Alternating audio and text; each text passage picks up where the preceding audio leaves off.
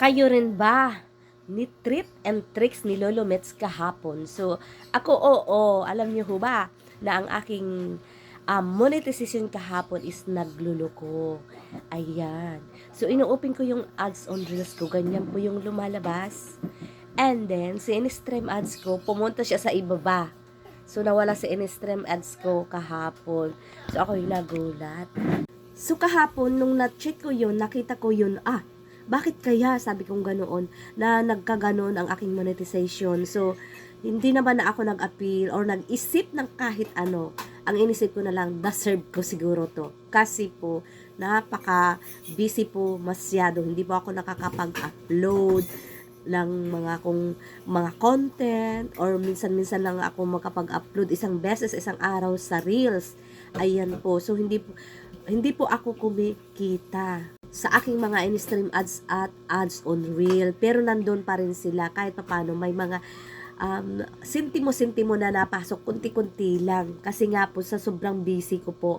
As a moms kasi, alam nyo naman ang isang ina na pag may mga anak na talaga namang busy sa bahay, pag-aalaga ng mga anak, lalo't may estudyante ka. Tapos pag pumasok ka sa mga ganitong larangan as a content creator, kailangan talaga ay mag-focus ka din minsan sa paggawa ng content.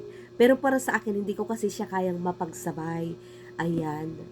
At dahil gusto ko rin naman kahit paano nasa bahay may extra income, so sinubukan ko talaga to kahit alam kong isa itong challenge para sa akin. Ayan, mag-alaga at the same time at gumawa ng mga content. Talaga napakahirap talaga pagsabayin ang pag-aalaga sa mga anak, lalo na't ng iyong mga anak mo napasok na, at saka ang paggawa ng content. So, dahil monetize na talagang ginawan ko rin din naman ng paraan na kahit papaano ay hindi ako demonetize ulit. Kasi nung nakaraan na bago pa school, talaga nakakapag-focus pa po ako sa paggawa ng mga content, yan, pag-upload sa Reels, ganyan.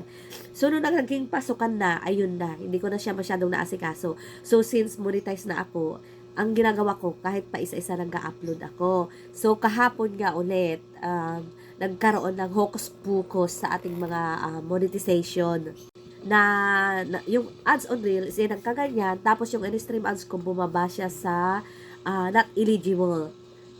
Naisip ko lang din, deserve ko siguro ito kasi almost magti-3 months ng red tide or may regla ang aking dashboard, pero hindi naman naaapektuhan ang aking monetization.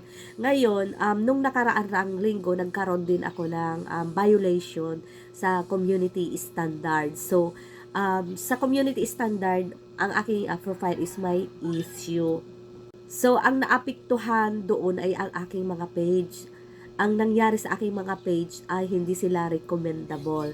Ayan, kasi ang admin daw ay may some issue na under community standards. So, yun naman ay di ko naman akala na magkakaroon ako ng ganoong community standards na violation. Kasi, ang tingin ko naman, alam ko naman na wala akong nilabag. Namali lang ako dun sa pagpindot ng pag-appeal. So, inaccept ko yung kanilang decision. Dapat pala yun ay ini-appeal ko na ang kanilang decision ay mali kasi wala naman akong nilabag na children application sexual, parang ganun yung aking violation. So, nagkaroon ako ng issue sa profile. Uli, kahapon nga, diga po, nagkahukus-pukus si Lolo Mets about dun sa in-stream ads saka ads on Reel. So, sabi ko, deserve ko siguro to kasi almost 3 months nga po akong red flag. Ayan. So, sabi ko, babawi na lang ako pag walang school. So, ngayong week na, wala ngang pasukan. So, babawi po tayo. Pero ngayong this day, ngayong araw, chinek ko ulit ang aking monetization.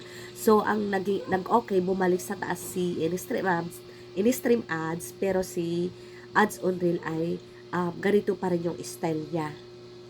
Alam ko na hindi lang ako ang nagkaganyan ang dashboard kahapon or monetization. Marami. O check nyo na ngayon ang inyong mga monetization kung nagsibalikan na yung mga nawala sa inyo kahapon.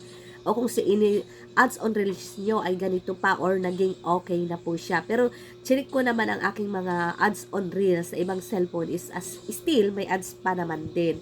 So, ibig sabihin, nag-a-update lang siguro si Lolo Mets. So, be happy po tayo. Tingnan nyo po ngayon ang inyong mga dashboard kung nagsibalikan na yung mga monetization yung nagsibabaan. check nyo daw.